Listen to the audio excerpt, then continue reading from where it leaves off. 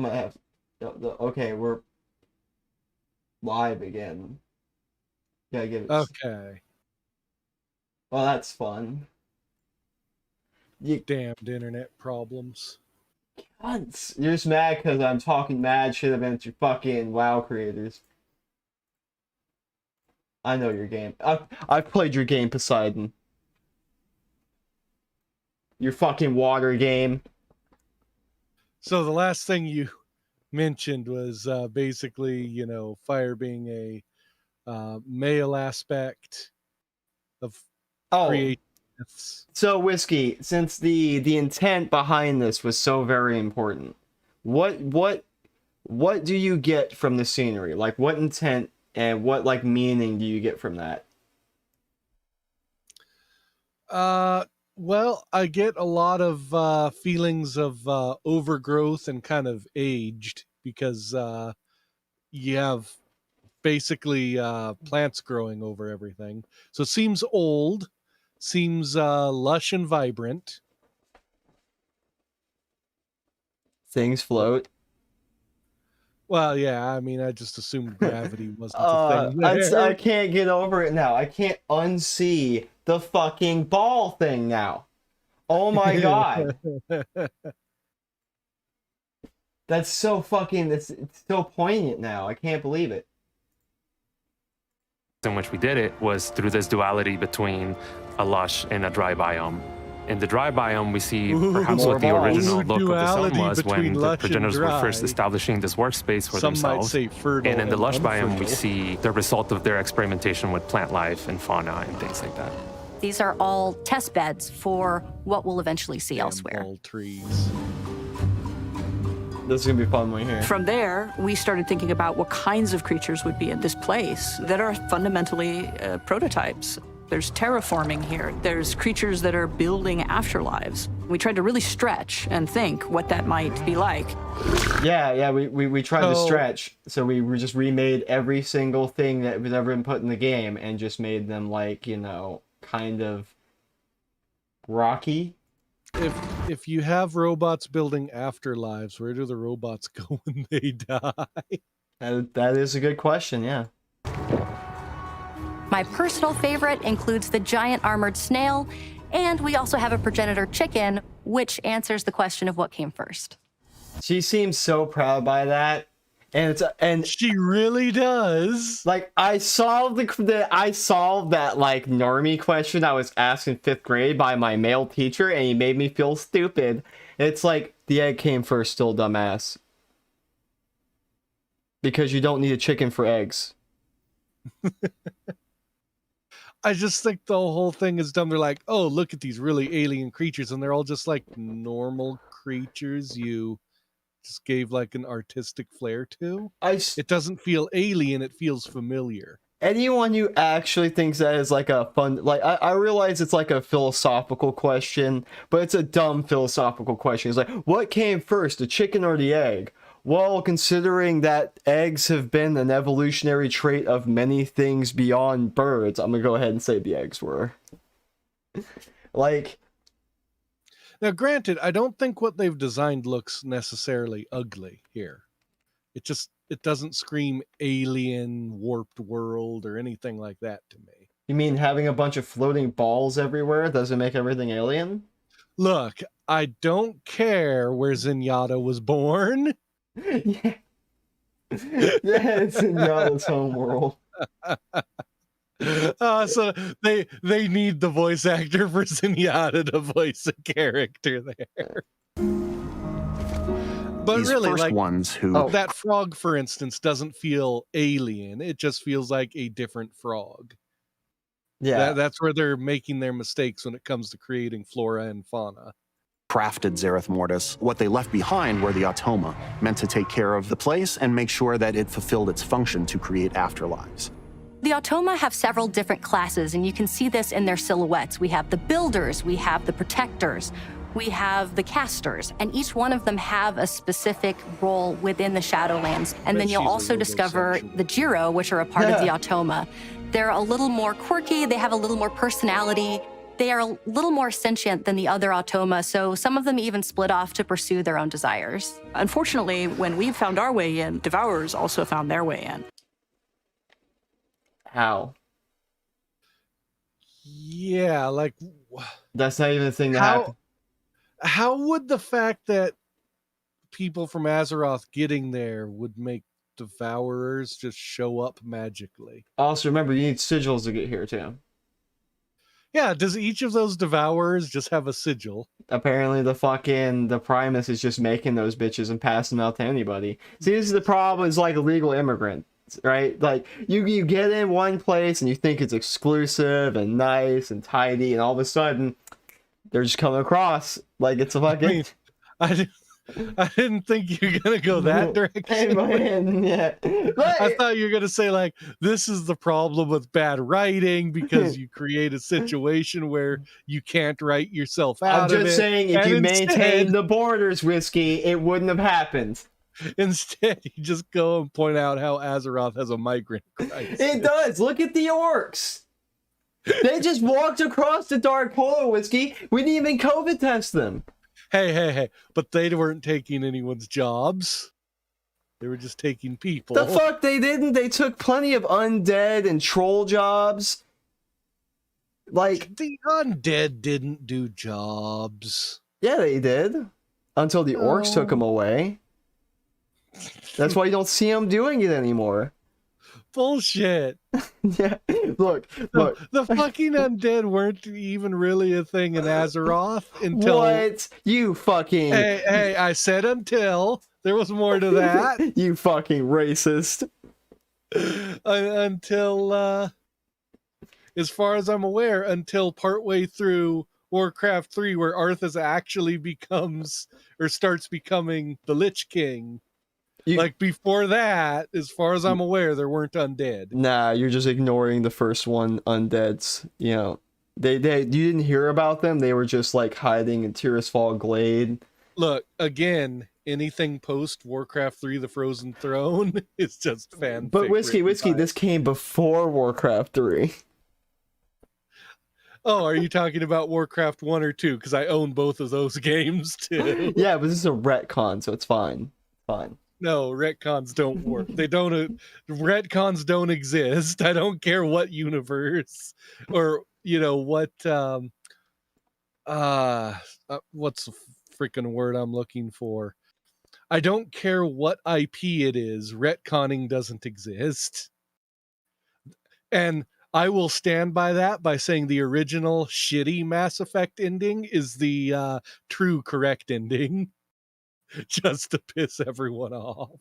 Well, they never retconned it, so everyone was expecting them to retcon Mass Effect's ending, but they never did. So, like, well, they technically did, but it was like Didn't the they minor, allow, like, extra endings or something, like additional endings, because didn't it only have one to start with? I think it still had the 3, but they had to like touch up for something. I can't remember what they did, but it didn't change the meaning of the ending or anything. It was just like adding more context. I don't care if you retcon to add legitimately more context without subverting the source material. That's fine. Like, what's a good retcon that Warcraft's actually done off the top of my head? It's kind of hard now with all the shitty ones. Yeah, I'll wait. Yeah, I know. See, technically the Burning Legion, because you said the Burning Legion, like the lore for the Burning Legion probably wasn't as big in Warcraft 1 through 3. Right? And so when they built Warcraft for Burning Legion, they had to actually recontextualize the Burning Legion into like a galactic wide force, right? So well, yeah, they actually had to take the Burning Legion and flesh it out, because in the strategy games, as far as I'm aware, not a lot of screen time. That's technically a retcon, because they're just demons from some other plane, but now they're demons from a whole world with a titan that leads them. That apparently aren't affected by time or other shit. Well, Titans, they are and they aren't. Like Titans, they experience time, but they don't age. Yeah, they're Titans.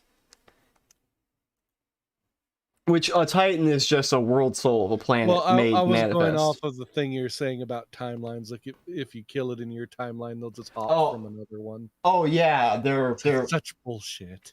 Yeah, because there always has to be a burning legion.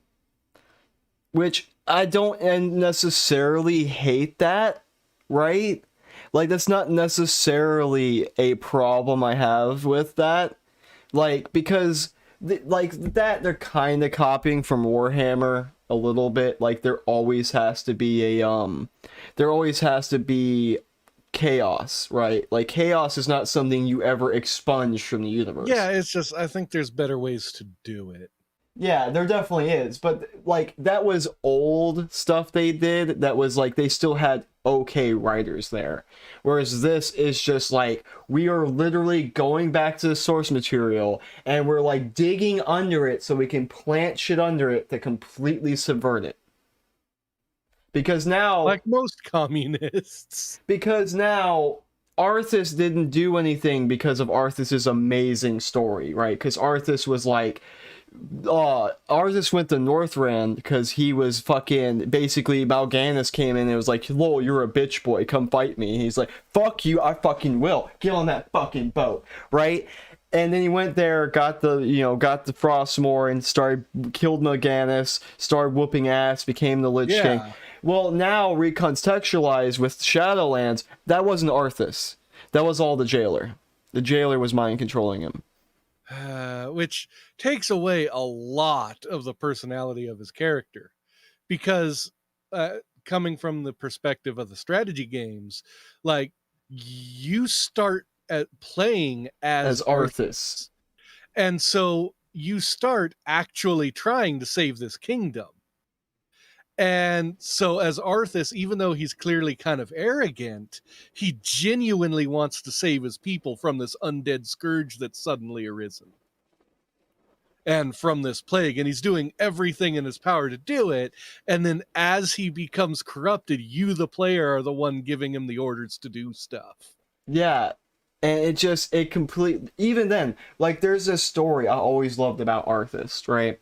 Where you read it, it's like, as Arthas walks up the stairs to the Ice Crown Citadel to become the Lich King, he hears out all the people that he's like wrong, like all the people from his past and stuff calling out to him, telling him not to do it. Like Uther's like, don't do it.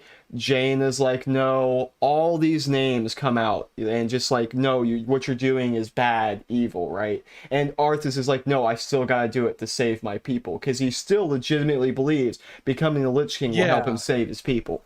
He really thinks that if he does it, he'll have the power he needs to basically quell the undead. And it's such a nice moment, and then this is just completely shitting on it. Yeah, because his personality is such, he's willing to try and sacrifice himself to save the kingdom he loves. And it's a hell of a character moment, and then they just retcon it and rob him of it. Just gut him like a fucking fish. They are ravenous. They're consuming this weird energy, and it's causing them to mutate and to fall apart. And the Automa, where they are confronted by them, some of them are fighting them off. And so it's going to take some time for them to understand that we're here trying to help them drive out this threat. Fortunately, we've got some allies. There are some... The fact they're fighting each other actually opens the door to some interesting, like, enemy confrontations you could make, in theory, or mechanics you could involve. Like, you could try and train a group into another and make them fight themselves. They're not going to do it. Yeah. But it opens up that possibility of no, play. because you're the good guy in Warcraft, unabashedly. So you will always have to fight those things. You will never be able to like to corral them in any way. And the other faction is going to be like standoffish to you at best, but never hostile. They'll never like, oh, they'll talk down to you until you get until you spend 12 weeks grinding up rep for them. Then they'll be like, you're the champion of Azeroth. Yeah. See, I just like the idea of being able to pit enemies against themselves. Yeah. No, but that's a more interesting game.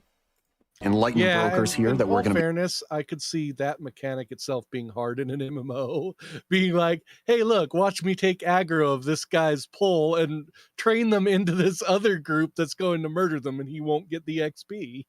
Which they did kind of have a little bit of that in Classic. You could do that. It's just like you had to try. Fortunately, we've got some allies. There are some enlightened brokers here that we're going to be working with. But it's a broker that arrived here quite a long time ago and has had a change of heart from looking at the world as a very transactional place to seeing this place as a holy place, a sacred place. We meet an enlightened one named Fareem, and Fareem needs our assistance, and in return, he leads us to Haven, which is a hub that has been created out of... Did you catch that? Fareem? No, before that. They were referring to Fareem as a she and then swapped to he. Wait, really? Yeah. Fareem, and Fareem needs our assistance, and in return, he leads us to a transactional place to seeing this place as a holy place, a sacred place. We meet an enlightened one named Fareem, and Fareem needs our assistance, and in return he leads us to Haven, which is a hub that has been created out of progenitor ruins, and this is where the enlightened really have made their home. Haven serves as our foothold here, as well as use it as a base of operations and really start unlocking the mysteries of this land. I've never hit a sphere with a sphere. The enlightened brokers are intent on protecting and preserving the work of the first ones here, but now they're seeing Zoval bring his forces against the Atoma and tear up the land, and they are eager for assistance. The brokers themselves are very ostentatious, they're very into materialism, but the enlightened are not that at all. They have relinquished this material way, and you'll see this reflected in their clothes. They're a little tattered, they're a little faded, because it just isn't important to them anymore. They're just here for the pursuit of knowledge. Why would that be the case if they're basically automatons that are just supposed to do specific jobs to keep things working? They're talking about brokers. Brokers are actually, they look the same, so it's going to be confusing. Okay. Brokers are actually a race of, like, what are called ethereals. They're like living constructs, which, now that you say that out loud, what is the difference? Like, if they're just... I'm sorry, I didn't mean to poke even more holes into the lore. No, it's fine, because it's like, it's one of those things, like, when you just question the actual scrutiny of the fucking plot, you're like, well, when you scrutinize the plot, you're like, oh god, this doesn't really mesh well. Like, there's a lot of confusing things going on. Like, not just because it's confusing because, like, it's deep. Like, confusing because you just have confused, so you're using so many terms and words interchangeably that they just, you can't tell when one means what it needs to mean. Yeah, it goes back to my example of forerunners and precursors. Yeah. Even stupider when you find out the precursors died to teleportation. Or not teleportation. Oh, sorry, they went to... Damn it, I'm just imagining. They're like, we're going to teleport our whole race to a new place so we avoid destruction, and they telefrag each other. Yeah, teleport everyone to the same spot. I'm the only one left! So much for an ancient race, I guess. But no, shit, that would be the perfect way to, like, have an old race in Halo have died. I'm sorry, it's even stupider. They go into hibernation pods and they malfunction and turn into dust, and that's what the Flood is. Yeah, I like the telefrag idea better. Yeah, so all the Flood is just precursors that have broken down to, like, their base proteins and they're still sentient. See, because then you could, in a way, say the multiplayer in Halo, you're all actually precursors. Because you eventually telefrag each other. Yeah. When players arrive, they're kind of fishes out of water. And one of the first things that we have to do is start learning how to communicate with the I thought you could Automa. walk on Think water, of though. it So as of a course kind you're of out of language water. You're out of it. based in symbols. We will bond with a small construct who's pretty cute, actually. Of and course. with his assistance and the assistance of Fareem, we will learn Am I eventually detecting how some- to understand the How do you symbols combine through the cipher. pedo and robosexual? I need a Pedometer combination sexual. of those words. Pedometer sexual. Of Yes. Oh, the first Am I ones. detecting We'll it with uncover that? different parts of this alphabet and start to learn more about the progenitors and Zereth Mortis itself. It will allow you to unlock think it's new less and that different and forms just, of like, content. neat, cute so that thing. can range from daily quests Yeah, I to new know, I'm options just on the giving it a shit at vendors this point. to places to explore and new side quests that open up. So it's really the gateway Okay, I will to admit, exploring the I think far that's reaches cool. of Zereth Mortis. As we looked into the development of Cypher of the first ones, we wanted something that was unique that players haven't seen before. A little bit of familiarity, but something that takes that to the next level. We really involved the whole team in this creative process. We Yeah. worked with our UI team to be able to represent those through text, through You these know, things talking and seeing them All on these screen. buildings chat. and stuff we're seeing and symbols really remind me of the Protoss. Yeah, they do, don't you? Fucking Protoss loving bastard. I mean Protoss, what can I say? Chat bubbles and in our chat window. Little by little, these kind of runes start taking shape into words that we recognize. But it's going to be a process that unfolds over the course of playing through Eternity's End. The Automa speak in this kind of musical language. They don't talk the way that we mortals are used to speaking.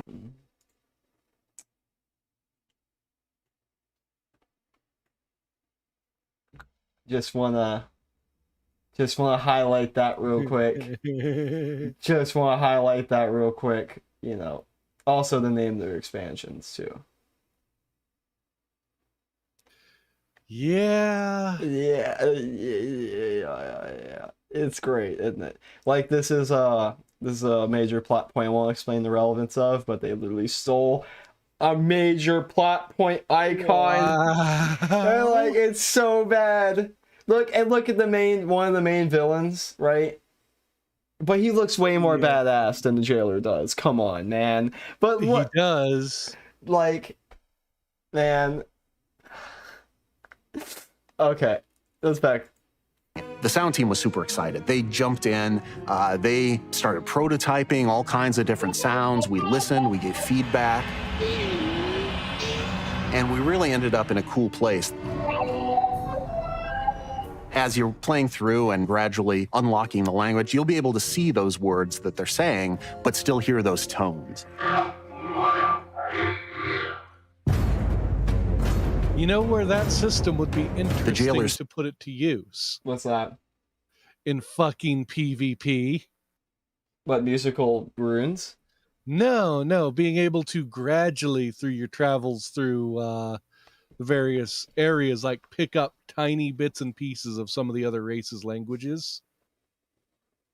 Yeah, I mean, Until eventually you can like mostly decipher it. Like you get a lot of keywords, but then the rest are garbled. there is a lot of saying that they're going to try and use this as a way, the musical language as a way to have like cross-faction communication, so we'll see about that though. Yeah, which I think would be kind of neat, but maybe take away the musical part. True goal has never really been to escape the Maw or to gain power. He's been focused on reaching this place called the Sepulchre, to go Why? into this place of power Wait, if he and to makes really the Maw, rewrite why the rules. Doesn't he control it? No, he's the jailer, but he was jailed there. So the Maw, the Maw is like where all bad people go, which is to the jailer. Wait.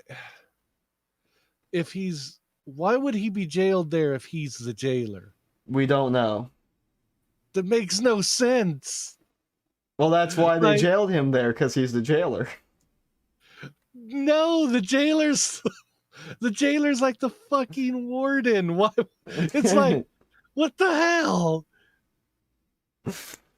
Yeah. Fuck this lore, man. of the universe. We'll learn that the jailer has breached the sepulcher of the first ones, and this becomes our new raid for Eternity's End. We're going to gather our forces, we're going to pursue the jailer inside. Once you go inside the sepulcher, look, you're in a protest. there's some mind-blowing visuals. This is a place that should not be able to exist according to the laws of physics as we know them on Azeroth. Just doesn't looking really out look into that this different. impossible sky, of seeing these ancient works of the first ones, those laws don't apply to anything we see here.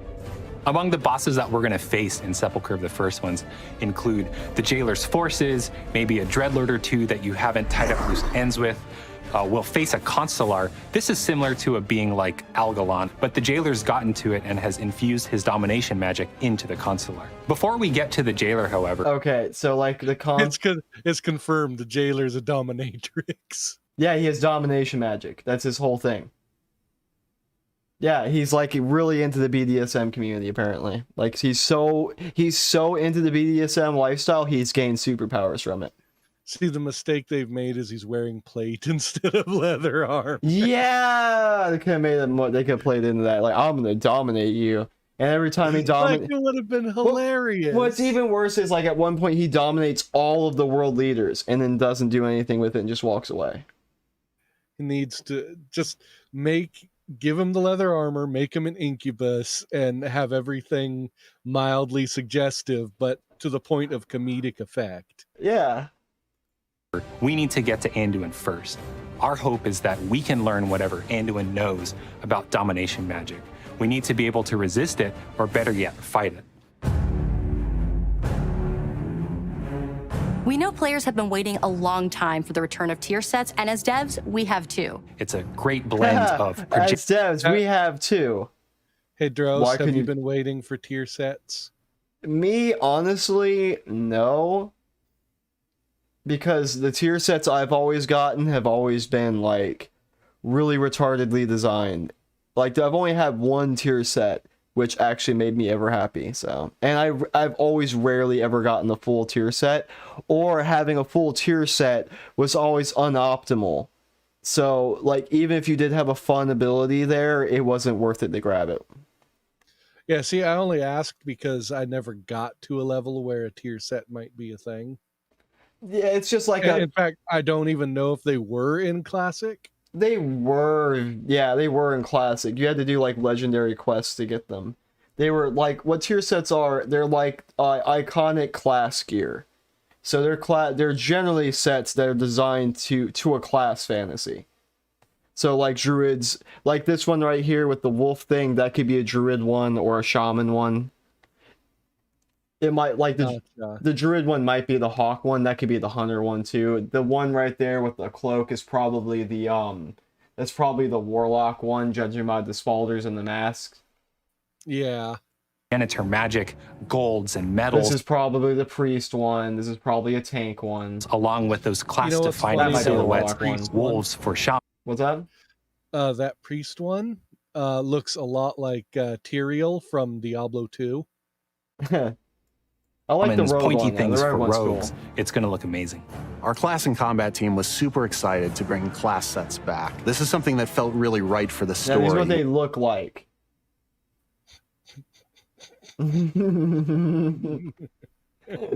Yeah. Shit. We're in the final act of the Shadowlands that saga. doesn't really live up to the art they were showing. Yeah. on those We're here, other two literally on the brink characters. at Eternity's End. See, the rogue one looks okay though. Oh shit! It's what's his name from Assassin's Creed? And what Ezio. better place to fully unleash the power of these classes? And I think players will really enjoy the return of those class sets The just as magical much as gorilla. the team enjoyed making them. How do you make something that is mystical and magical and incomprehensible and yet understandable? I think we've done a good job of finding that line. You have The team as a whole has been working so hard, and we are so excited to get this out for everyone. We're gonna get new mounts, new pets.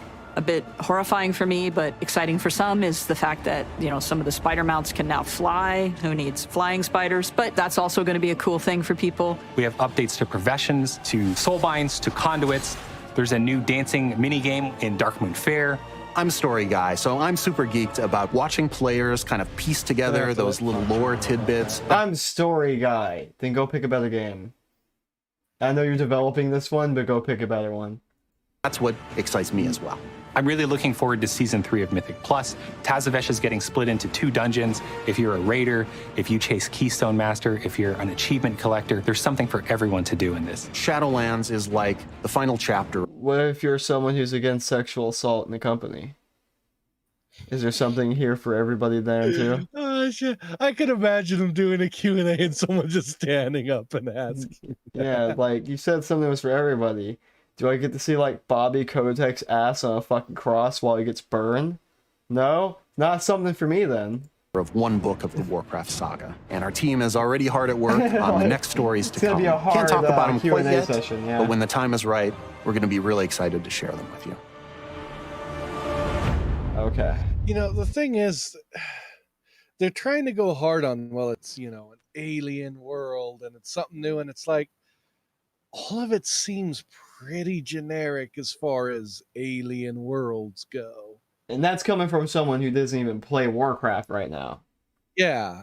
So, like... Not just now, hardly have played it at all. Like, I think my Night Elf character I did on Classic got to like level 35 or something, and then that was it. Well, to be fair, if they hadn't fucked it up, we'd probably still be leveling on WoW.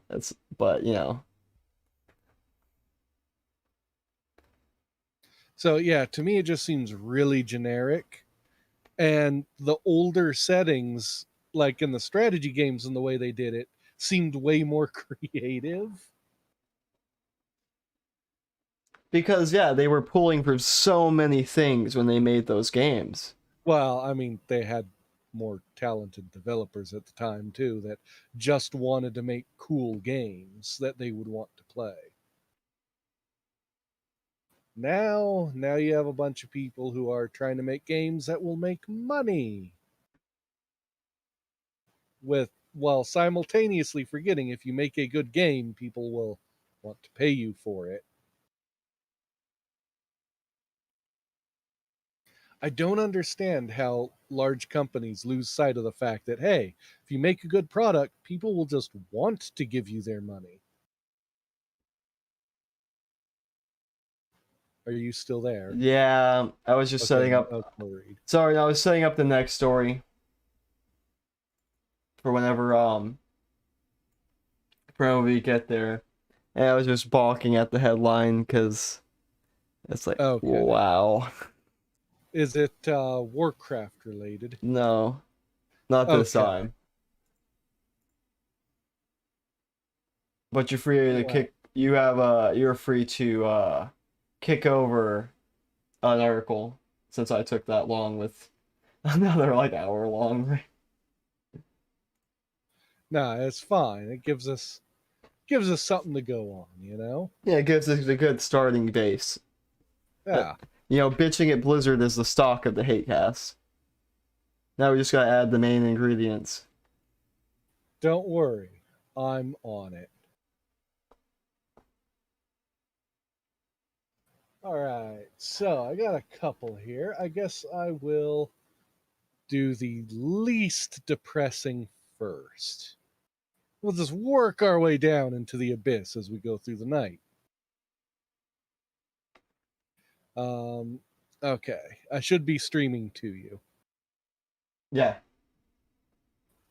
All right, so Qualcomm has a new camera. It's an always-on smartphone camera. It's a potential privacy nightmare. Oh, Lord. Yeah. As the tagline says, next year's Android smartphones will be watching you. So it says, your phone's front camera is always securely looking for your face, even if you don't touch it or raise it to wake it. Securely, quote unquote. Yeah. That's how Qualcomm Technologies Vice President of Product Management, Judd Heap, introduced the company's new always-on camera capabilities in the Snapdragon 8 Gen 1 processor, which it's built into the processor. Holy fuck. Yeah, meaning any phone with that CPU has that. I will not be buying any Android phones or Apple phones that have the Snapdragon 8 So Gen 1 or higher at this point. okay, so it's camera on capabilities. So theoretically, if you were building like a custom Snapdragon device, you could probably just not give it a camera feed, and it. But the problem is, if it's there in the processor itself, all it takes is one malicious program and you're fucked. Even more so, then what they might do is they might have the code that runs if it doesn't detect a camera, the processor just won't work. Yeah, they could do that just like Apple does. Man, Yeah, it's pretty bad. it's pretty dystopian, yeah.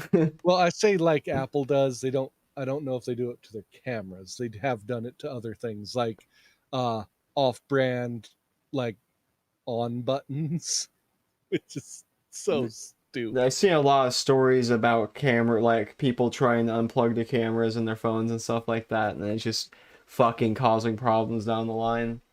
Yeah. So they continue with, depending on who you are, that statement can either be exciting or terrifying. Yeah, you think? But it's almost like they're implying that you would think it's terrifying if you're doing something wrong, when no, really, everyone should be terrified of the thought of literally carrying around a device that spies on yourself. Whiskey, It's like 1984. we're at an age now where the Dutch are like chipping people for coronavirus fucking passports. I'm pretty sure like no one cares about that anymore. Yeah, you got them doing that. You got concentration camps showing up in Australia and freaking Germany, and no one realizes that we've gone down this road before. It's like being the last sane person screaming from the top of a mountaintop, but everyone thinks you're the crazy one.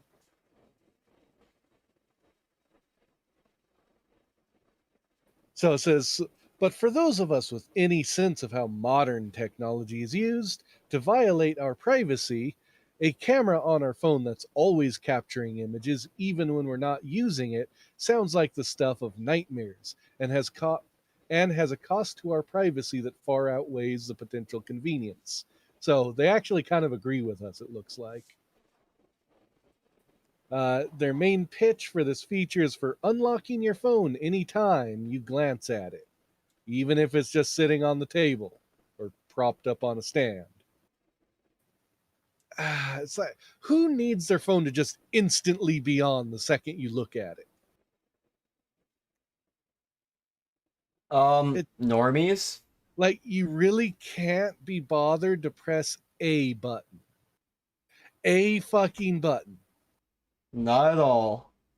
Like, I pick my phone up occasionally to look at stuff. I never consider, like, oh, it'd be so much better if I didn't have to press a button. That being said, I am the guy that for the passcode on my phone, it's like a 9-digit passcode instead of the standard 3 or 4. But still, like, come on. It's a fucking button. Well, yeah, we see if I can't just flip my phone on and have it immediately give me that dopamine hit. I mean, what the fucking is the point even having it? Might as well just be on a desktop computer then.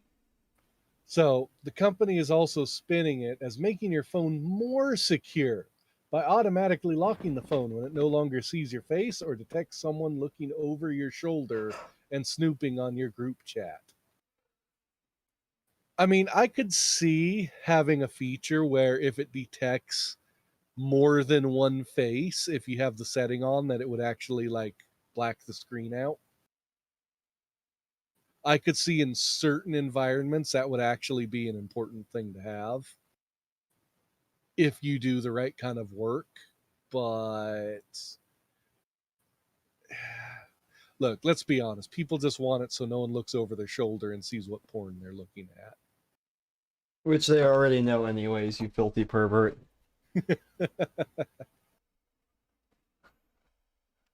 So yeah, it's just really irritating that companies are like, hey, you know what? Let's just spy even harder.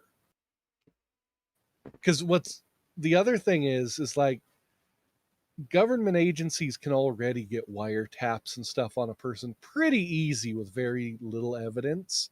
Do you really want them to have a constant video feed to everything your phone sees whenever they want it?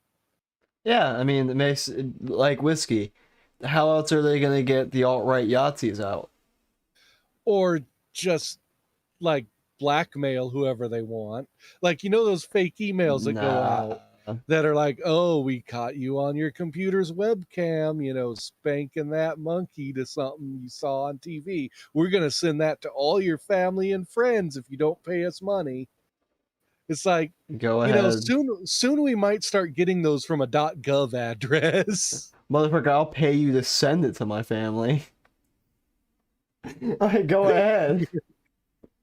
I get those and just bust out laughing because I don't have a permanent camera on my phone or not my phone, my computer. And my phone is pretty much always in a place where it can't see me unless I'm explicitly using it. And that's not intentional. It's just where I put it is like in a little pouch that hangs off a dresser just because it's convenient.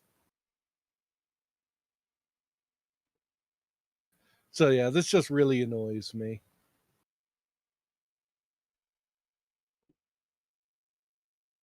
Yeah, framing it as always on microphones that have been in our phone for years. That's how they do it. Hey I guys, mean, you've had it in there for years. We're just taking it one step further. you know, they make a good point. They should have to remove those too. Yeah. I mean, no one's fights that way though. They all go, well, yeah, it's true. I mean, they, like someone I was talking to, it's like, well, China spies on everything anyways, so why does it matter if they spy on me? Yeah. See, and as for the always online or always on microphones, I don't mind microphones where if I press a button it wakes it up and starts listening. I just don't want it to be listening 24/7.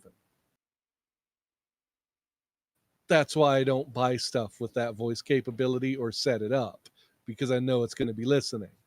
So much shit could be taken out of context so easily. It's terrible. Yeah. And see, it even points out here that one of the differences is the phone is listening for specific words and are often limited with what they can do until you actually pick up the phone. But in this case, it's directly in the processor. And again, it means even malicious software could utilize it. Hey, I mean, maybe the next techno terrorist will make everyone's phones just explode from a camera software bug or something. You know, I just keep remembering what's it called? It was a movie. Tech billionaire giving away free phones. It's an action movie. I've not seen it. That's off the top of my head. Ah, shit, this is gonna bother me now.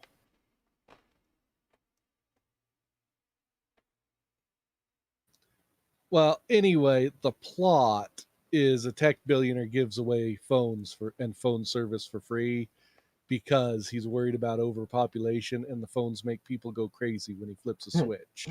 Population control. Yeah, like that. And so this group of like English gentlemen that are well off that do spy shit tries to stop them. Except it turns out the leader of their group is in on it. As they usually are, yeah. Yeah, but this kind of thing reminds me, it's like, okay, we're one more step closer to some evil billionaire enacting a plot to like destroy or take over the world. Looking at you, Bill Gates. I mean, he's already doing it. So Such a black pilling world. That's all I can say. Isn't it? And this is the least depressing story you had. I hate to see Hey, look. Lastly, there have been many reports of security breaches and social engineering hacks to enable smart home cameras when they aren't supposed to be on, then send that feed to remote servers, all without the knowledge of the homeowner. Modern smartphone operating systems now do a good job of telling you when an app is accessing your camera or microphone, unless the app or microphone is designed for it not to do that. Yeah. Yeah, it's one of those things. Just trust the plan, Muskie. Trust the plan. I don't like trusting the plan. The plan is often scary and, difficult. And not quite clear either. That too. It's okay. Just put all your trust and faith in the hands of the people in charge. They're surely not leading us off a mountain. Or off a cliff, I should say. It's like a cliff onto the peak of a mountain. That's very sharp. This is fun. It says the system does not have a way to inform you that its always on camera is running. That's reassuring. So even though other things have protections, this one doesn't. Out of sight, out of mind. If I can't see it and it can see me, it can't hurt me.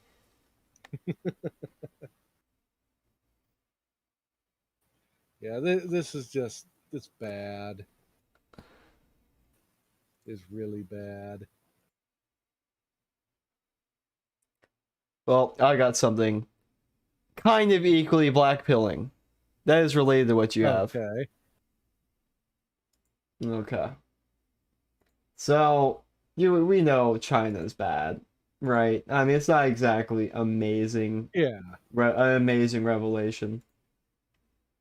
Well, U.S. government agencies bought Chinese surveillance tech despite federal ban. Oh, yeah. I saw this article. Yeah. I didn't click on it, but I saw it. Yeah. At least 3 U.S. federal agencies, including military, have purchased China-made video surveillance equipment banned from use in the federal government. Every day we lose a little more of our war supremacy. Purchasing records seen by TechCrunch and video surveillance news site IPVM show the agency collectively spent thousands of dollars on purchasing video surveillance equipment manufactured by Lorex, a wholly owned subsidiary of Duha. I guess that's how you say it, technology. Duha is one of the several China-based companies banned from selling to the federal government under the 2019 defense spending law over fears that the technology could help the Chinese government conduct espionage. Duha was also added to U.S. government's economic trade restrictions list in 2019 after the company was linked to China's ongoing efforts to suppress ethnic minorities. Really? I had no clue. In Xinjiang, where most Uyghur Muslims live. The U.S. says Beijing relies on technology manufactured in part by TheHateCast to supply the surveillance equipment to surveil the Uyghur population. The Biden administration called the human rights abuses in Xinjiang a genocide. Really? Then why aren't you doing anything about it? And blame the technology makers of being implicated in human rights violations and abuses. Yet again, why aren't you doing anything? In China's surveillance, repression, and mass detention of more than Uyghurs. After the ban came into effect, purchasing records show the agency bought Lorex equipment from federal contractors. Wow, it's almost like they just said it for show. Yeah. This is also on the heel of them selling our fucking cobalt mines to China. Really? I didn't know about that one. Yeah, they sold the largest U.S. cobalt mine, which, guess what cobalt is primarily used for right now? Computer chips. Also, electric car batteries. Yeah. Let's go green, though. Gotta go green. Oh, what the fuck? Yeah, after the ban came into effect, purchasing records showed... Oh, yeah. According to the records, the DEA bought 9 Lorex hard drives for surveillance systems in May 2021. Could you not buy different ones? Like, I'm sorry, it's like, what? You buy, it's hard drives. The fuck? That's not DC-based tech supplier called IS Enterprises. Oh, okay, I'm dumb. DEA spokesperson Catherine Pfaff said the purchases were made through the government shopping portal run by General Services Administration, known as GSA Advantage, and deferred comment to the GSA, but declined to say if Lorex equipment had been pulled from service, like hell it has. When reached for comment, GSA spokesperson Christina Wilkes, a lot of women, said in an emailed statement, GSA has multiple means to vet vendors and products sold on GSA Advantage in accordance with the FAR.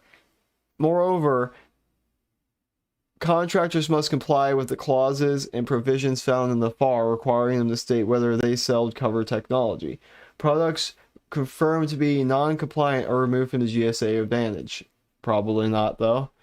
GSA would not say why the banned products were available for purchase after the ban came into effect, but said that it's in the process of making improvements, including launching a new verified products portal aimed at ensuring commercial off-the-shelf products are compliant with the 2019 ban. Seems like you should have done that before, but okay. Yes, I can hear you. Can you hear me? Yeah, just fucking OBS reconnected and disconnected, so I imagine my internet had a hiccup again. Oh, is the stream okay, or do you need to reset it? No, it's fine, I think. Okay. Yeah, it's fine. What were you saying now? I don't remember. The 2019 ban was signed into law as a specific provision in the National Defense Authorization Act, called Section 889, which made it illegal for federal agencies to procure or buy electronics manufactured by certain China-based companies, including Huawei, Hikvision, and Dahua, as well as their subsidiaries like Lorex. I like that one is called Hikvision.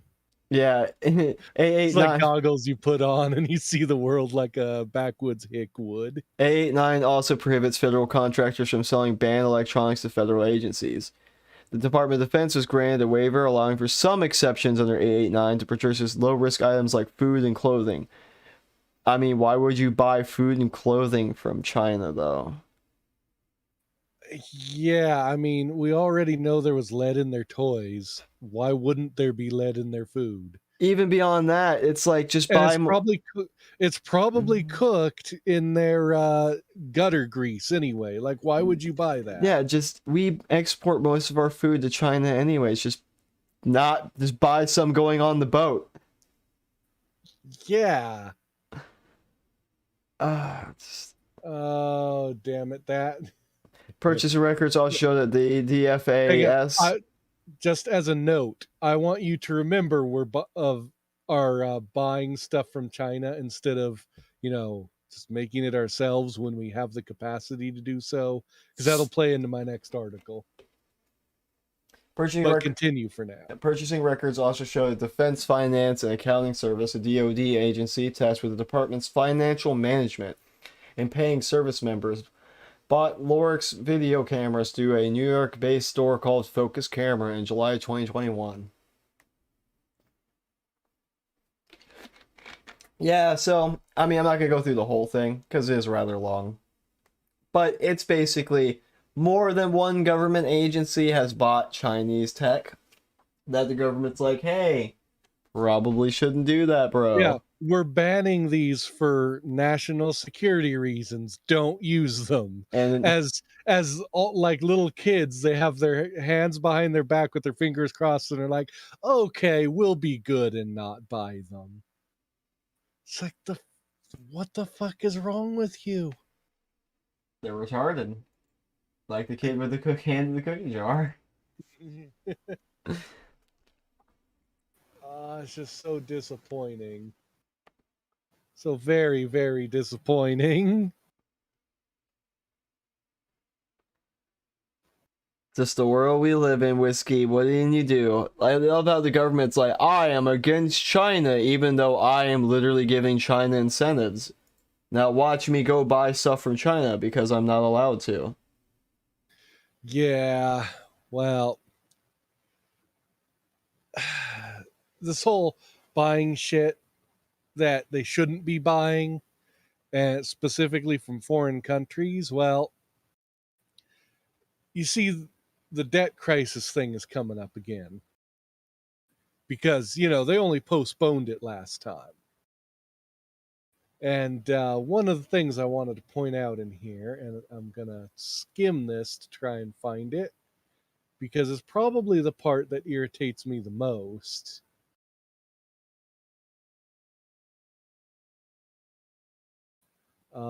Basically, Democrats are demanding an increase of foreign aid money by 13%. I'm trying to find where it is in this article, but I don't see it.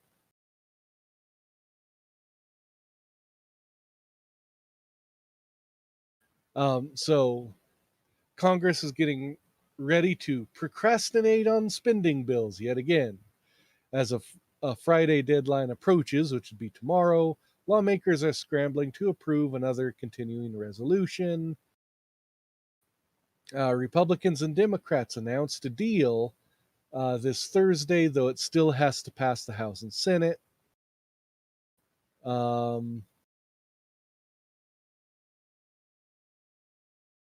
Oh yeah, they want medical insurance to pay for the vaccine mandates and the boosters. Of course. Yeah, that's right in here. Because now the government's suddenly tired of paying for all of them. Yeah, pretty much. And let's see.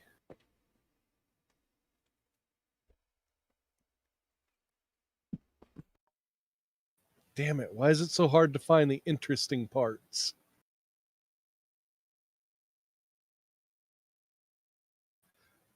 Yeah, there's still a lot of disagreements on the larger bills. Oh, here we go. Even though it's almost totally Democrat controlled, they need only 10 Republicans basically to go along with it. I mean, you got Mitt Romney. Yeah, you can get 10 pretty easy. They got 10 last time. Yeah. Like, you're not going to have enough of the Republicans with backbone to stop it and get anything done.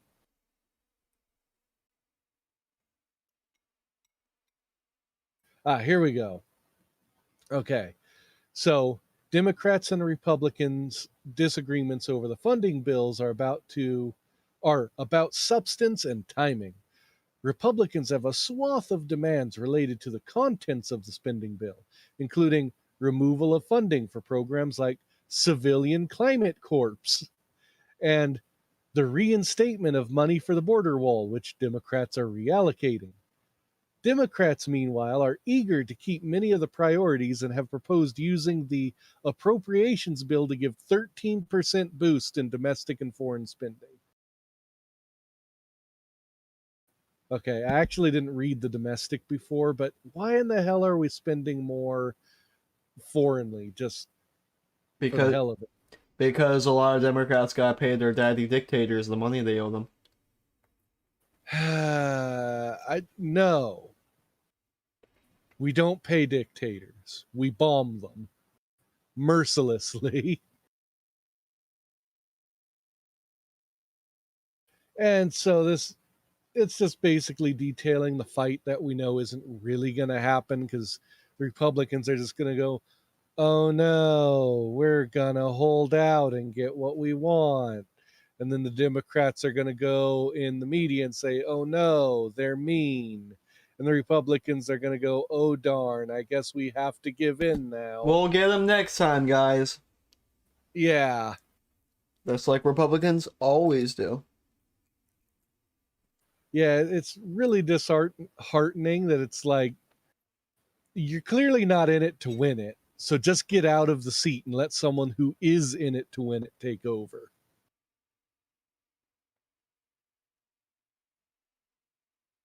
So this was one of my depressing articles just because we're trying to increase the amount of ridiculous spending we're doing.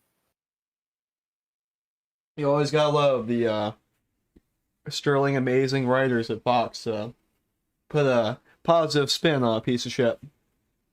Well, if you want to see a positive spin on a piece of shit, Go ahead. that goes into my next article. Why inflation can actually be good for everyday Americans and bad for rich people. What? No, it is bad inherently for poor people, and it's good for rich people, because rich people don't have assets. Yeah, not only they have assets, they know the value that they know that the more money you have on hand is actually it's worth less. So they don't. Yep. So they buy assets that retain their value, like land. Or they go and found new industries where they're going to get a lot of the revenue from. Or just invest. Because even stock in a company is oftentimes better than raw money when it's inflation time. So they say, owning stock when money is good is better than owning raw money. Yeah, this is true. So it says, no one likes paying more for stuff, no shit. That's why inflation, especially the sharp price increases we've seen in recent months, feels like a dirty word. It doesn't just feel like it. It's playing out that way. Because there were even some grocery stores saying, yeah, we're going to have to raise our prices 20%. That's a lot. It means if your usual bill is $200, well, guess what? You're paying at least $240 now. So it says, but on the whole, inflation can actually be a good thing for many working class Americans, especially those with fixed rate debt like a 30-year mortgage.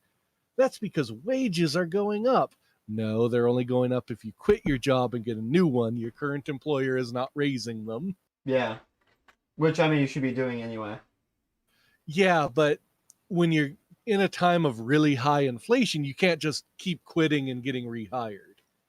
Well, you can when there's a labor shortage. Well, yeah, but it's not a practical strategy for very long because people are just going to be like, why do you keep quitting your job every couple months? Yeah, but right now they ain't got the luxury to ask that question. Yeah, but corporations will, and they just won't give a shit. Oh, well, I'm not talking about corporation. Well, see, I mean, I live in a small town, so I'm probably thinking differently because you're not going to get a corporate job here unless you were you're in some industry like military manufacturing or something like that. I'm even thinking of like Walmart. No, right now, in my local Walmart, if you could have quit every single job a month after you got it, put an application, and they will hire you right now and give you $17 an hour. Damn, they're more desperate than they are where I'm at. Dude, there are people in town where I'm at that will pay you $17 just to direct parking. Not bad. Yeah, that's how bad the labor shortage is. I mean, it's one of the advantages of living in a tourist trap, but yeah. That too. So it says, which not only empowers workers, but also gives them the more money to pay down debt. Plus, in the case of a mortgage, your monthly payment will be the same, but your house will increase in value. Yeah, but it doesn't help literally anyone who, say, doesn't have the down payment for a house. Because, they're not that well off. And yet their rent keeps going up. Yeah, and add the fact that as inflation occurs, the down payment for a house is going to be higher because house prices go up. Yep. It's like, Lewis Rossman said this actually. It's like, imagine if someone is running 15 miles an hour and they're chasing a car and the car is going 24 miles per hour, right? And then that was before COVID. Now imagine now the car is going like 35 and you're going 10. Yep. See, what they don't get is inflation will reduce your debt in theory, but, and in fact, I'll wait because they're going to get to this. Yeah, So well, I'll address it when it gets there. Well, it alleviates your debt if your debt is locked in, right? Yeah. So, like, for me, I've paid for a house. So right now, yeah, for me, inflation is fucking grand, right? So, because $800 for them now is worth less than it is for me. So, in fact, they get to it right here where it says, and many of the people taking a bath when prices rise are higher net worth people who hold the vast majority of government bonds. Well, here's the thing. It's not rich people that have the bonds for the most part, it's other countries. And the US is inflating the currency because we can't pay those bonds back otherwise. But don't think for a minute the government can't switch on a dime and go, well, we get to inflate it. But hey, all of you mortgage companies, we know you'll go bust otherwise, so you can adjust the total of value owed on loans by the inflation rate. Yeah. They could turn around and just say that's completely legal now. So if we have, let's say, 50% inflation since COVID, a lender could go, oh, well, you owed, 100,000 and you've paid 25,000 back, for those years. Well, guess what? You actually owe 150,000. So you actually are now losing value on your house as it increases in value. And the government is very likely to try something ridiculous like that just to try and keep the economy from imploding while it tries to devalue its own debt. That's a good way to start riots. Oh, yeah. Because, if every homeowner in the country suddenly has to owe like 30 years more debt, they are going... Because that's basically what you do in China. Well, that's literally what inflation does, though. No, but like it just impoverishes people. Yeah, but what I mean is ultimately the government debt is the debt of the people. Yeah, like all you're really doing at that point now is basically renting a house for 60 years. Like technically you own it after that period. That's the only difference with our system. Well, but except that if the inflation keeps going, it keeps getting further away and you never really own it because it goes back to the bank. So remember, Dros, you will own nothing and you'll be happy. Yeah, just depressing all around, my dude. Yeah. So it says, the trouble is you're not going to feel the upside immediately. Yeah. Yeah. Wow. There's a light at the end of the tunnel. It's just that it could be a couple of years, said Kent Smitters, professor of business and economics. He needs to be fired immediately. If this is his profession and he thinks rampant inflation is a good idea, he needs to be immediately fired and barred from the industry of economics.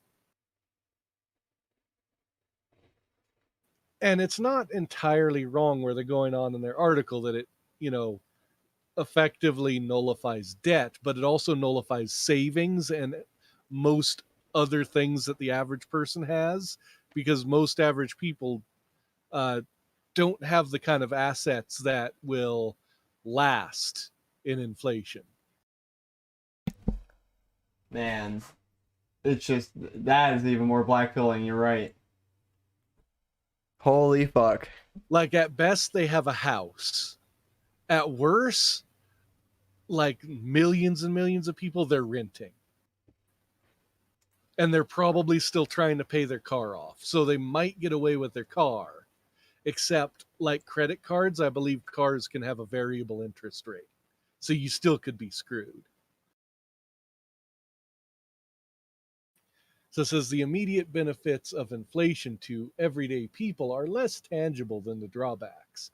You feel the sting of your grocery bill and the gut punch of filling your gas tank. Yeah, a couple of years ago, only cost about $30 to fill my gas tank. It's up to $50 now. I'm not happy. Yeah. Man, I was actually raiding in 14 and our last raid day, and someone sits down and they're like, yeah, someone broke into my car and all they did was siphon gas. They didn't take anything else. I'm like, that's how you know we're in that.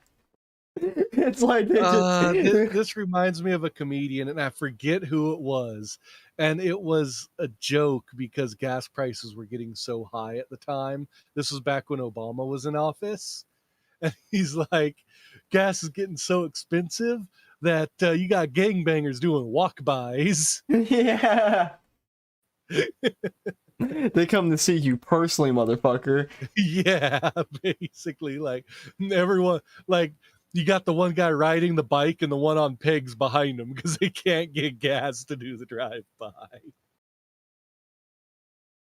Look, that San Andreas opening, that wasn't like, that wasn't a video game. That was a prediction of how real life is gonna go. Shit. So it says, in other words, the cost of your mortgage is holding steady, while the amount of money you have to pay for it is going up. Again, not unless you're quitting jobs continually and getting rehired. Like your job ain't just going to keep giving you more money as everything else gets more expensive. Yeah, even more so. It's like you're acting like the prices are going to stay the same. The prices are eventually going to rise, even on the things that you see never rise. Like the fucking Dollar Tree can't even stay the Dollar Tree anymore. It's now the $1.25 tree. Well, it gets even more insidious. So suppose inflation happens, right? Yeah. And so everyone's had to raise their prices. Now people can't afford stuff. They demand higher wages. So their wages get raised. But now they have to raise prices again. There's a distinct pattern that happens there. And if you do like they're doing here and encourage that, you can literally end up with hyperinflation like Venezuela and countless other communist countries and dictatorships that have done stupid things and impoverished their people.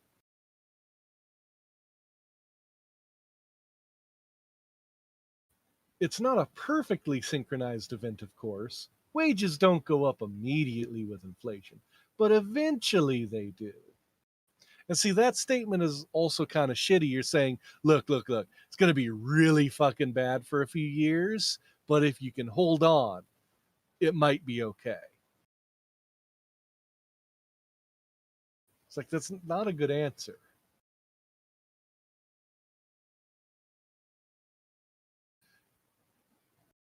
So, yeah, it's saying so far wage growth hasn't kept up with price increase. Oh, shit. So every time they have to pay more for wages, they have to increase the prices again. Like, you fail to understand this pattern.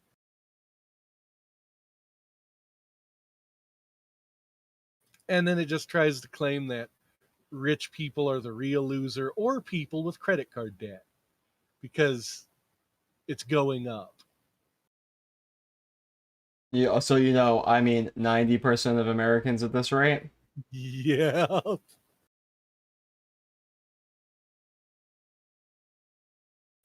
Yeah, it's not that great. Okay. Hang on, I got one more that flows with all of this. Oh, that's fun.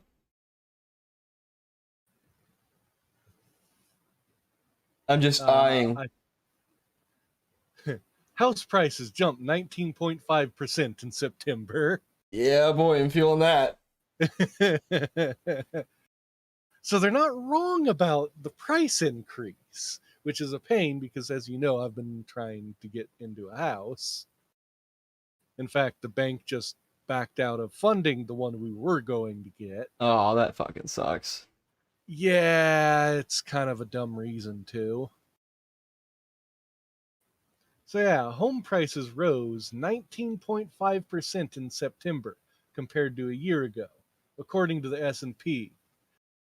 So basically almost 20% rise in a single year. That's actually incredibly high inflation. If you consider like our money supply should not be inflating more than 1 to 2% a year, this just did 20 in a single year.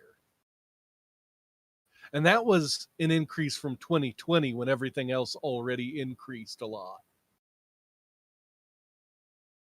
And then they try to say, but it was a huge, but even that huge increase was slight, was a slight slowdown from August when the price rose by 19.8%.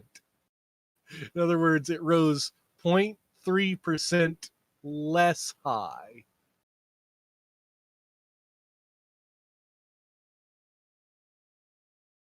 And they show, like, in some of the really big cities like Phoenix, up by 33.1%. Oh, that's suffering right there, man. Yeah. I imagine the house prices in California right now. So just imagine for a minute, you got like $150,000 house, which isn't much. And you're like, great, I'm going to save up. I'm going to be able to afford that down payment. And then a year later, it's a $200,000 house. Yeah. It's like if you couldn't buy it already, you're fucked. You will not get one. Now, it shows how in some places it only went up like 10%, but they're the lucky ones. And so my final article that I've got here about doom and gloom. The Dow gains more than 600 points as wild stock market volatility continues. Because apparently the stock market has been having pretty large up and down swings, like daily. And it just reminds me of like when you're playing Jenga and the shit starts tilting back and forth wildly. And you know the next person to pull anything out of that tower is going to knock the whole thing down. That's kind of where we're at. I was just looking at the house pricing over the years, right? In the 1950s, it was 7,500. In the 60s, it's almost 12,000. In the 70s, it's 17,000. In the 80s, it's 47,000. In 1990, it was almost 80,000. In the 2000s, it was 120,000. In 2010, it's 221,000. So yeah, it's growing exponentially, and wages have not grown anywhere near as much. Yeah. Here's where all of these articles together, I think, paint a pretty grim picture of our current economy. Oh, but wait! I got something that hits the home branch. Okay. That's related to everything that you just said. Because this. Let me stop streaming, and I'll swap over to yours. But boom! Check that out. That's a headline that matters. Shit. You know what this article really tells me, though, Dros? What's that? Their gaming mask didn't sell as well as they wanted it to. Yeah, I mean, you should be subsidizing shit with all the mad profits that made, right? They're not wrong, though. Like, computer parts are not getting cheaper. Yeah. No, they're not. In order for it to be affordable again, the currencies would have to be much more stable than they currently are. Well, what's even a bunch of people are like, "Oh my god, I can't wait. I'm not buying anything until GPU prices go back to normal." And then everyone's basically answering them like, "Oh, guess what? This is the new normal. They're never going back down. You'll never see budget stuff again." I mean, the truth is, if all of you fuckers would stop fucking buying it, we would. But you won't. So I'm sorry. I'm sorry, Whiskey. My GPU is dying. Well, not dying, but it was stuttering. That's enough. Well, I mean, The other thing is buying the pre-built. You probably got it a lot closer to MSRP than people are actually paying. Yeah. No, I mean, I did. And I mean, if the company is gonna fucking scalp me, at least I get a 2-year warranty on it. Yeah. But yeah, it's the Razer CEO is basically like, you know, component costs are gonna like rise, laptops are gonna go up with them, you know. He said, I can't remember, he quoted something like probably you'll see like laptops hit easily $2,000 or something. I can't, he said some, I believe, I might just be schizo I should be a schizo here, but I think he said something about like the average price of yacht laptops are going to be like around $2,000 or something like that. Oh yeah, if you want a laptop that can actually do anything, that's almost the price range you're looking at right now. Also, I saw this over the weekend. Talking of schizo.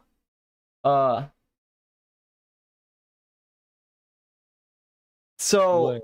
yeah. Really? Yeah. So they had a news report here and they were going through the cameras and then someone noticed that they typed help on the machine there.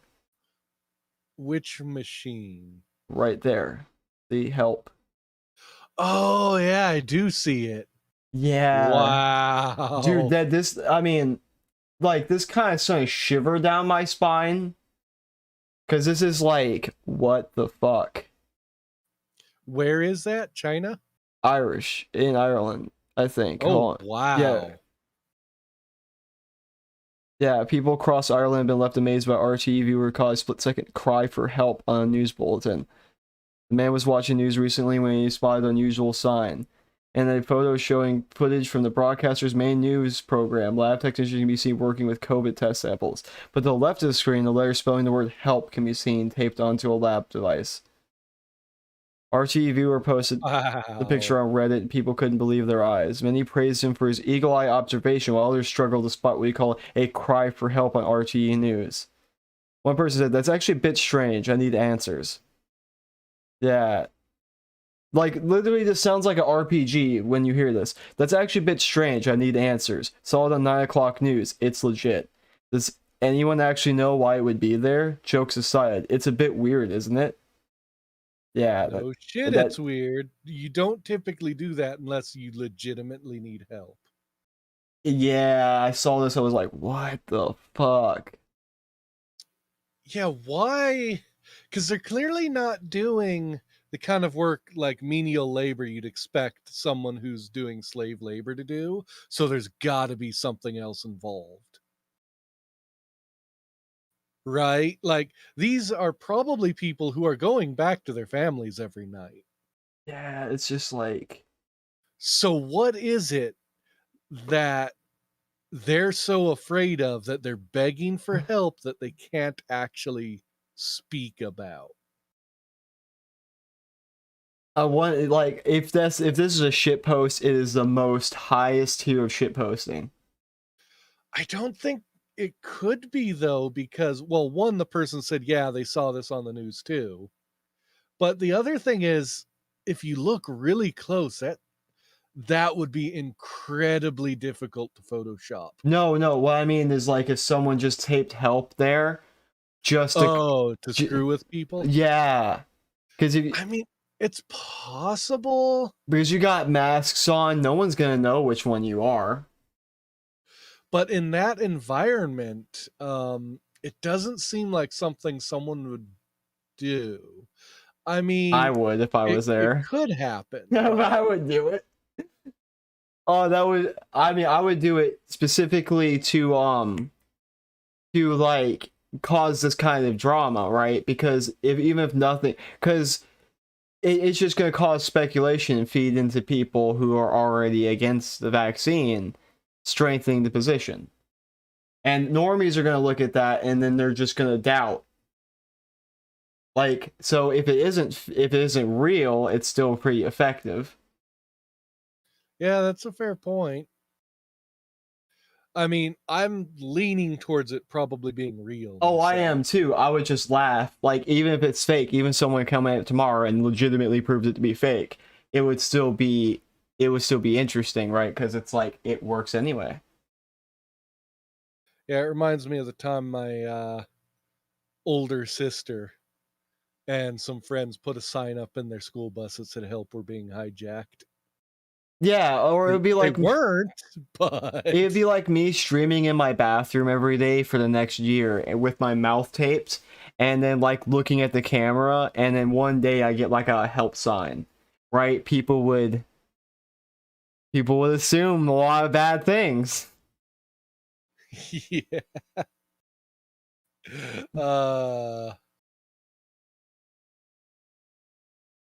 Yeah, this one's interesting though.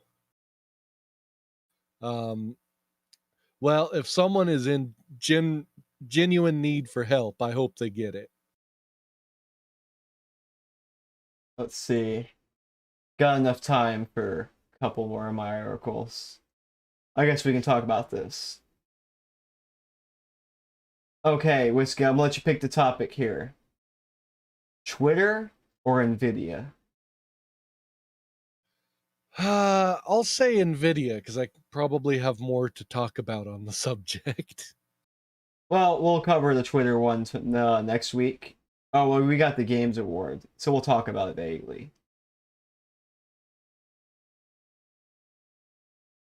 But yeah.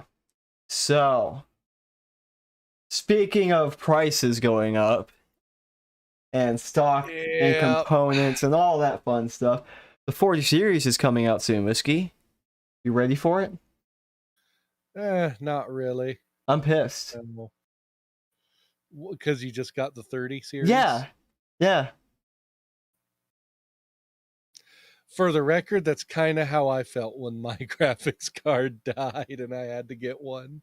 It's like, damn it, I was waiting for the next series to come out and hoping to baby it until then. Oh, man. And I'd like to point out that these companies are making higher profits off of each individual card sold than they ever have. So it's not like it's just shortage. They're also gouging at the same time.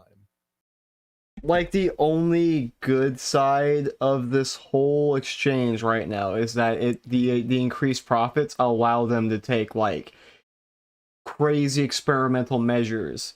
So maybe like you'll see graphics cards, like you'll see that technological jump that everybody's been waiting for, where it's so ridiculous you have to get it. But at that point, originally, so this is all from the rumor mill because I keep up with that stuff when it comes to hardware. Originally, Nvidia, from what we heard, wasn't planning to put out anything in 2022.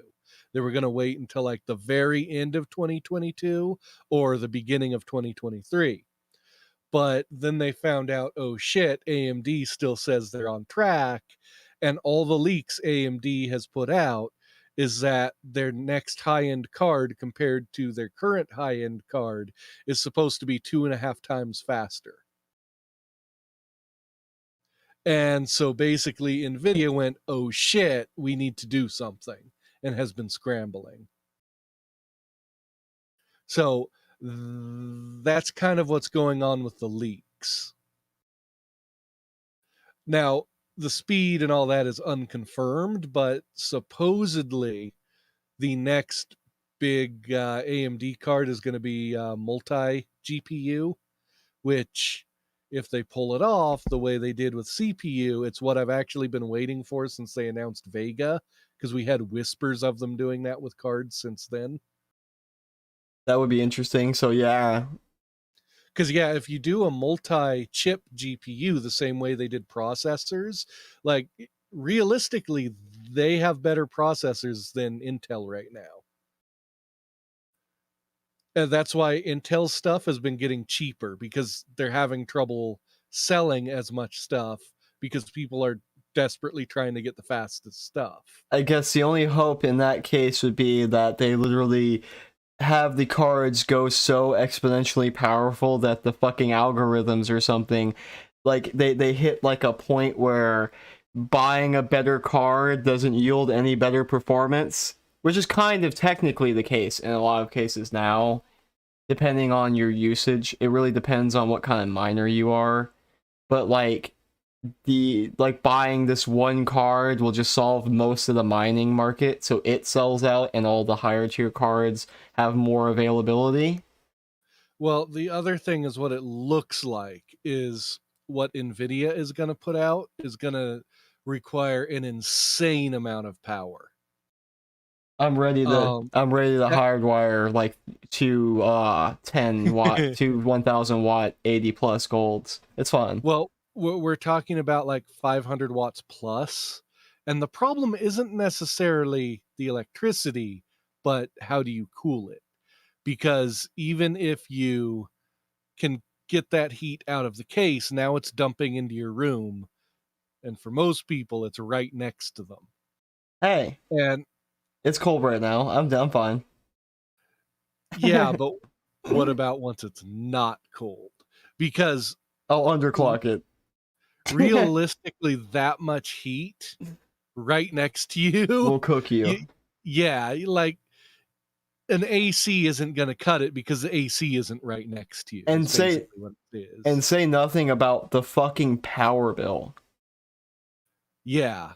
Now, AMD is supposed to be getting pretty good power efficiency. So although it's going to use more power, it's not nearly as much as we expect NVIDIA to use. So it looks like they might, if the rumors and leaks turn out to be true, it looks like AMD might actually take the crown for how strong their GPU is, as well as being a lot more power efficient. Which I like to see because it forces NVIDIA to start making better products too. Because NVIDIA has sat on their ass a lot in recent years.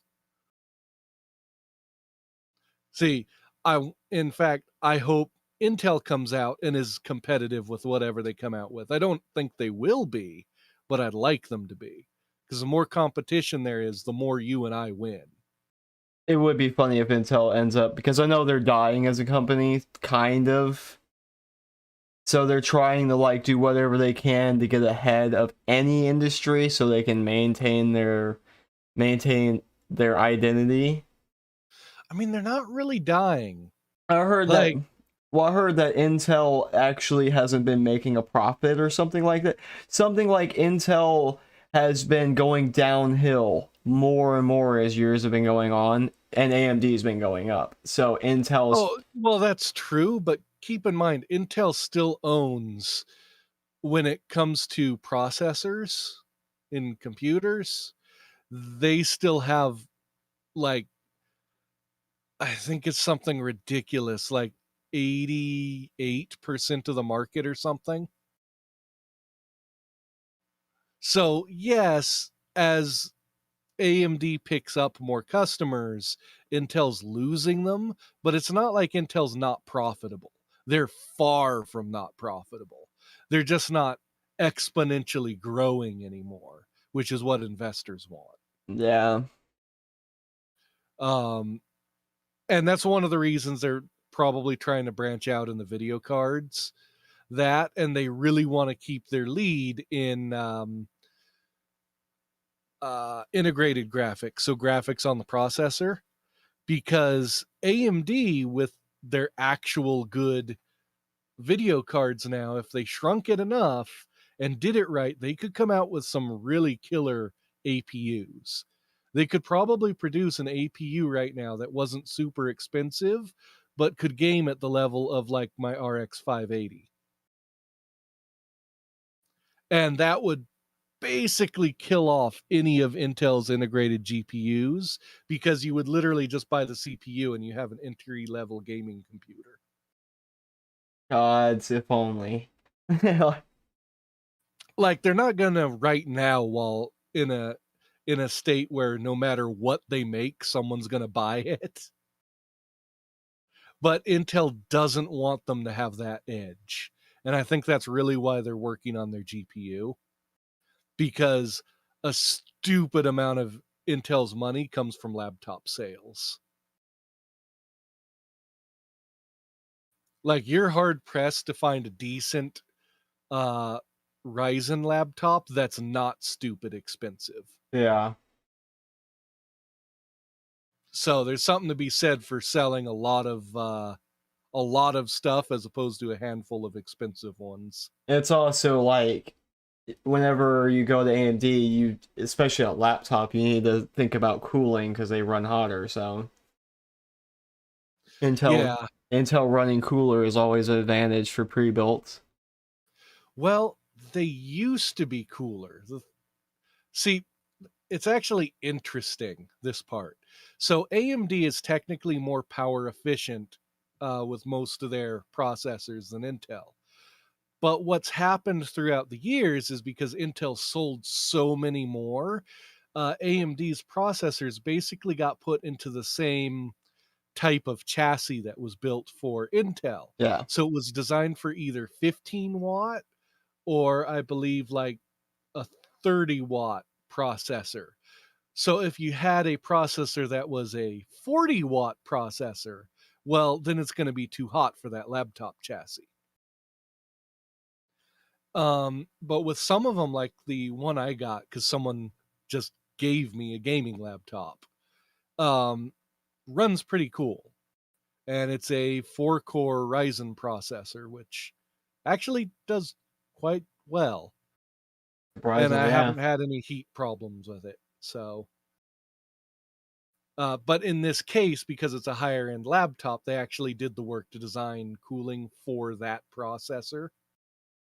Instead of just going, well, we're just going to make it fit into the design we had for Intel. So yeah, I find it fascinating how some of this stuff ends up the way it is. Fucking eyeing this clock right now. It's like 3 minutes to this launch. Sorry for ranting so much. No, you're fine. You're fine. But yeah, unfortunately, GPUs are not going to get cheaper, and nor will any other computer stuff until the currency is stable and people aren't, just doing everything they can to mine crypto. Which also won't stop until the currency is stable. Yeah.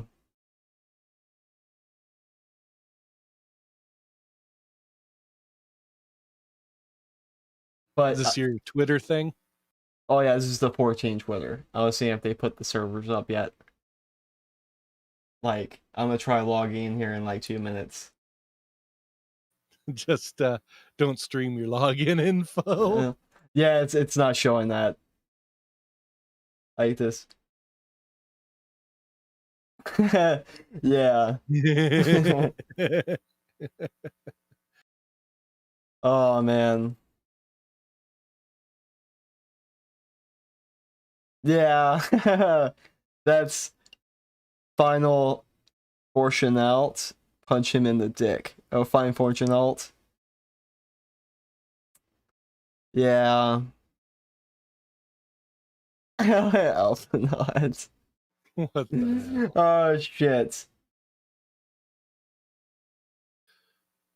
Yeah. So, did you have a video to bring us out with? I did actually. I just have to go to YouTube to find it real quick. All right. Oh, not the Creator Studio. YouTube. Okay. We might get copyright for it. Not copyright struck, but we might get copyright or whatever for it. But it is on YouTube. Happen. Okay. I have to go back here. Alright. This is our moment of clarity, not the salt. Oh, hang on. I gotta get ready for this. Since you're doing it through Watch Together. Let me change some stuff.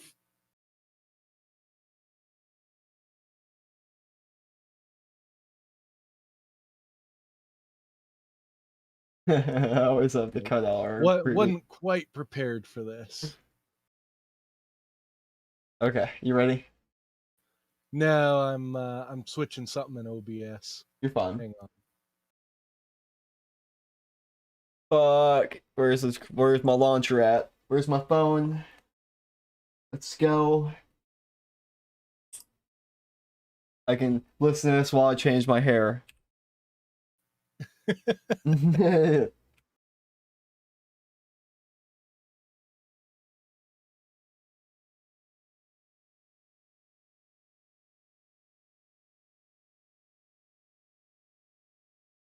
Nothing's happening. Oh wait, hold on. Hold on.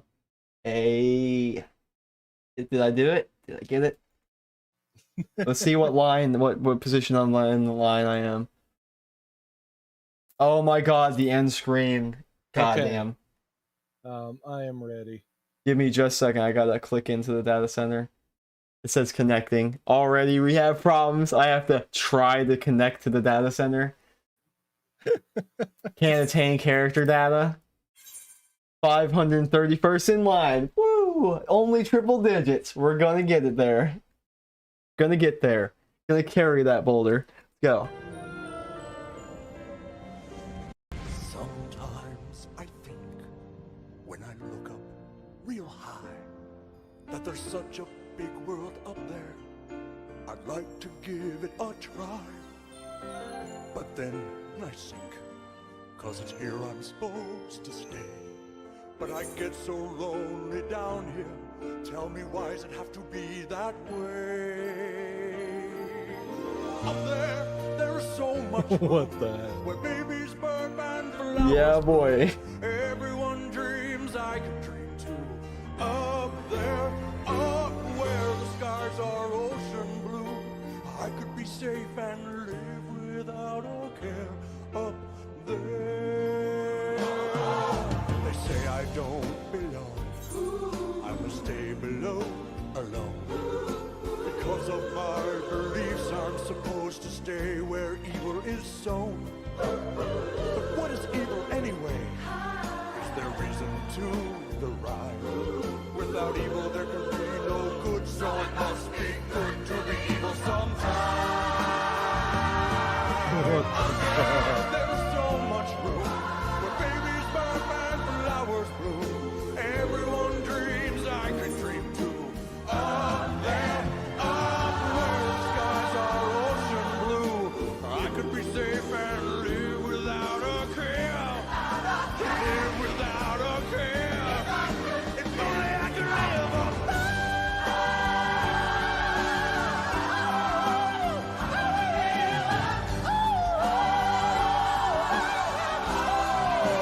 I want to live up